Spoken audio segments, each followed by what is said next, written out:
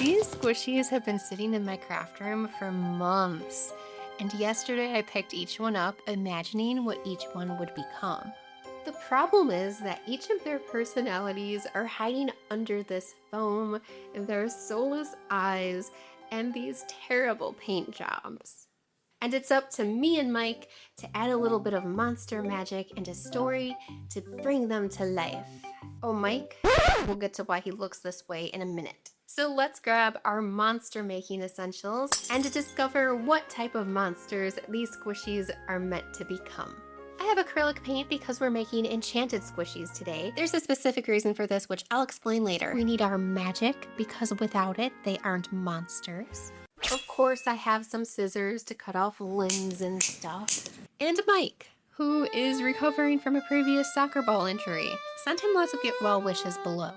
The first cut is always the hardest, but this is where I start discovering what kind of monster each squishy wants to become. It's a little messy, pieces end up everywhere, and sometimes a head winds up on a body that just doesn't make sense.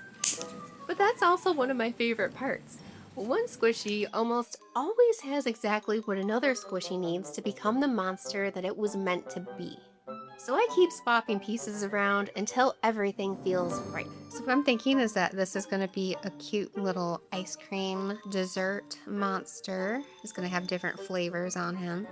This one is going to be another cake monster. Strawberry cake monster would be super duper cute. And then next I have the cat donut. I have 2 donuts, so it can be like a triple stacked donut cat.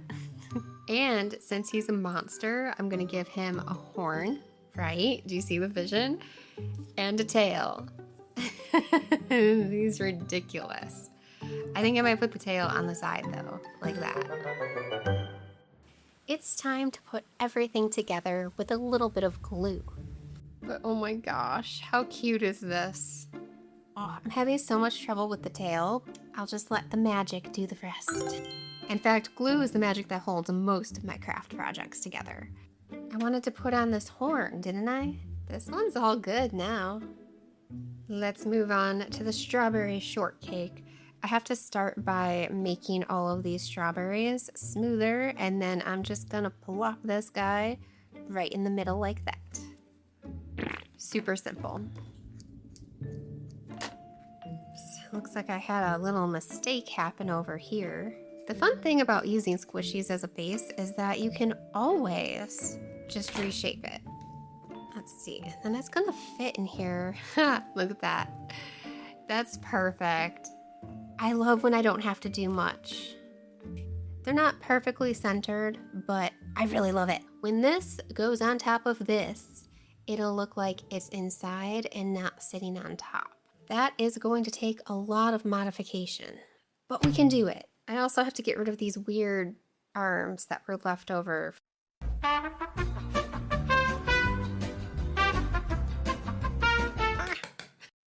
And he does have little feet, like right here. Look at that.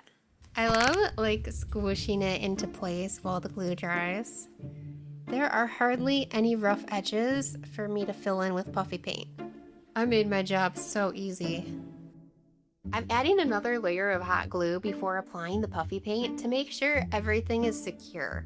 The cat donut monster, or whatever I decide to call this thing, is so awkward that I'm just doing this as a precaution because it would be horrible if this monster was walking around and it just fell apart.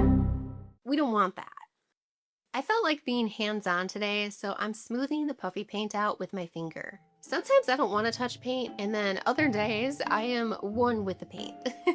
I'll probably put on gloves later. These are looking perfect, which means it's time to turn them into enchanted monsters that are no longer squishable because I'm painting them with acrylic paint. Now, before you come at me and say that other creators use fabric paint to keep the squishies squishy, these are courageous painting squishies that are enchanted monsters. They don't want to be squished. They don't want your grubby fingers all over them. So when they become enchanted and they have their own stories, they become their own monster in the world. And we have to respect them. Which means no squishing. Respect to the monsters. It's time to add what makes these magical. Oh, That's a lot of magic. It makes me cough. In my hands, I have 3 important personality features, and I'm going to add each one into the monster. The only way I can do this is to cut each one open and stick it inside. So beautiful. So elegant. Trust me, it's still magic. Each squishy has to get cut open except the donut monster because he has a hole, and I'm just gonna stick it in there and close it up. And just like that, Donatello's magic is finally safe inside. Okay, let's make a poopy donut color. That's not bad. I'm gonna start with the bottom. That way I can work my way to the top and he can sit down and I don't have to get stuck holding him the entire time. And hopefully I don't mess anything up. I gave Donatello the magical gift of curiosity. Are you still wet? Yes, you are. So I'll just have to hold him by his horn until he dries. Donatello is made out of donuts and he's missing the center. But it turns out that the empty space became his greatest magical gift. Donatello always felt incomplete. Some of the other monsters weren't very kind either. They'd tap on his belly like it was a drum, and then they would giggle at his unusual shape and tease him about his strange little tail. I don't know where to hold it. I feel like there are parts of it that are wet that I just don't know about. I just realized that I wanted to paint the horn pink, and I accidentally painted it blue. It means we get to paint this over again. In Prismatica, which is the magical world where all of my monsters live, by the way, a mysterious island suddenly appeared that none of the monsters could reach. After a bunch of failed attempts, everyone eventually gave up trying to get to this island. Except Donatello. The curiosity magic that I placed inside of him wouldn't let him stop wondering what was on the island. I'm really sorry about that, buddy. Each day, he'd wander along the water, dreaming of strange inventions that might help him reach the island. Then one day, his belly began to glow. He felt himself becoming lighter.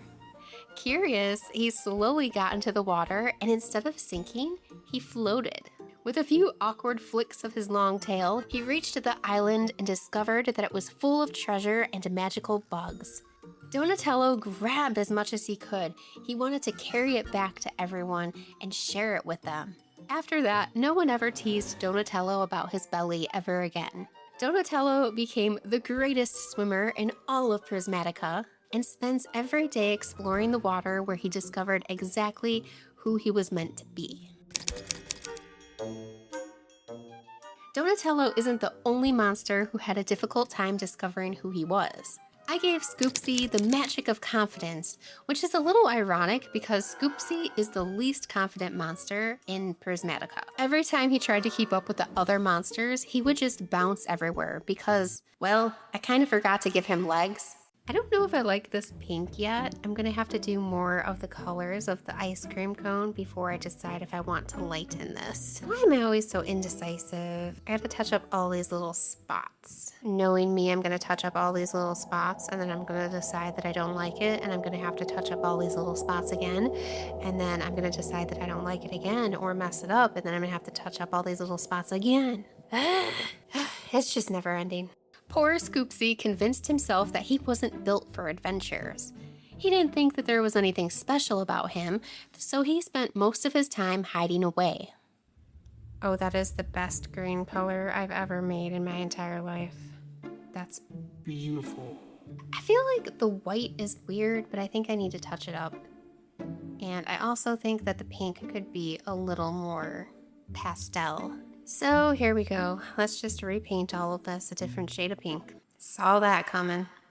Then one summer, a terrible heat wave swept across Prismatica. The rivers dried up, everyone was exhausted. It was just too hot. One afternoon, Scoopsy could barely move. He was melting all over the place. Exhausted, he stood up and took one deep breath. Suddenly, his ice cream scoop began to glow, and a powerful blast of icy air burst from his mouth. Startled by what just happened, Scoopsy realized that he wasn't melting anymore. Now I hate it. The yellow and the green is giving cheese and lettuce. But I'm not changing it again. I'm just gonna leave it this way. I mean, maybe I can make the green more blue. I don't know if that's helping. The green is officially blending into the blue, but it's fine. It's gonna be okay. I decided it's not okay, and I'm gonna put a darker blue on top of this. Oh, you know what? Maybe it should have been purple. No, it's gonna be blue. That's it. All right, let's cover up his scar on the bottom. I'm sealing in his magic. Wahaha. He took another deep breath, and as he inhaled, he could feel the warm air crystallizing inside of him. As he exhaled, a cool magical breeze poured from his giant head, spreading across Prismatica. That was the moment that Scoopsy realized his giant head wasn't something to hide. It's where all of his magic lived. I can't touch it anywhere. Like, look at this. Anywhere I touch it, I get paint on me, and I don't want to mess it up. Oh, that's a big chocolate chip right there. To celebrate his newfound confidence, Scoopsy whipped up a giant dollop of whipped cream on top of his head. And from that day, neither he or anyone around him was bothered by the heat ever again. Scoopsy must have shared a little of his confidence with me because I decided I wanted to try something new. I want to create Scoopsy's whipped cream topping by using some of this spackle as whipped cream. So many options to choose from. I'm gonna try this one. I think that's right. Ooh, that smells delicious. Can you smell it? I'm just gonna come up with my own recipe and mix plaster with some acrylic paint.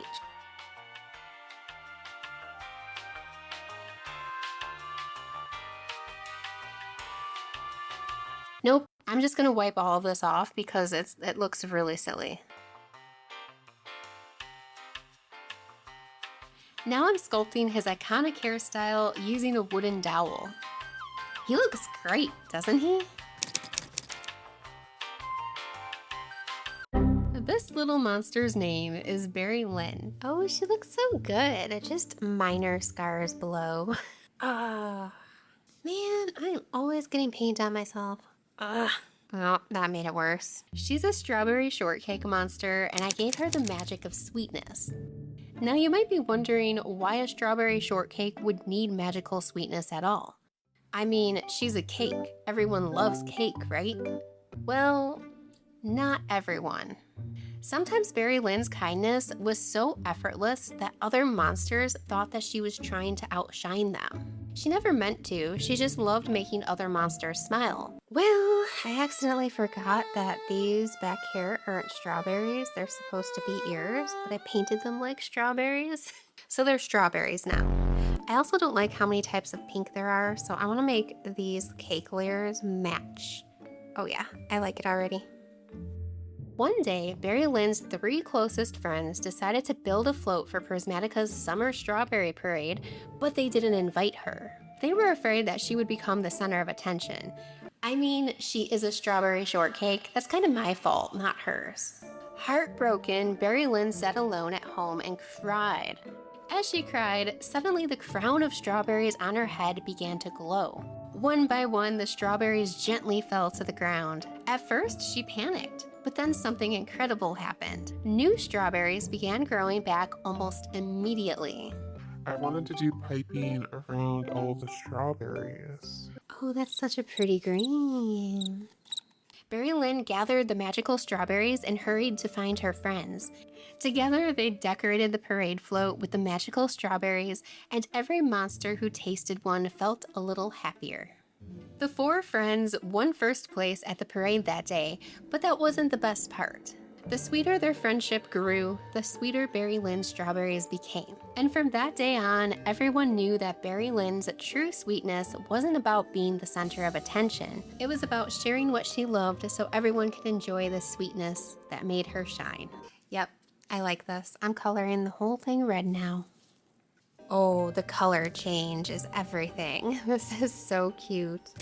I loved creating all of these monsters. Each one is a reminder that the things we're most insecure about might just be the things that make us magical.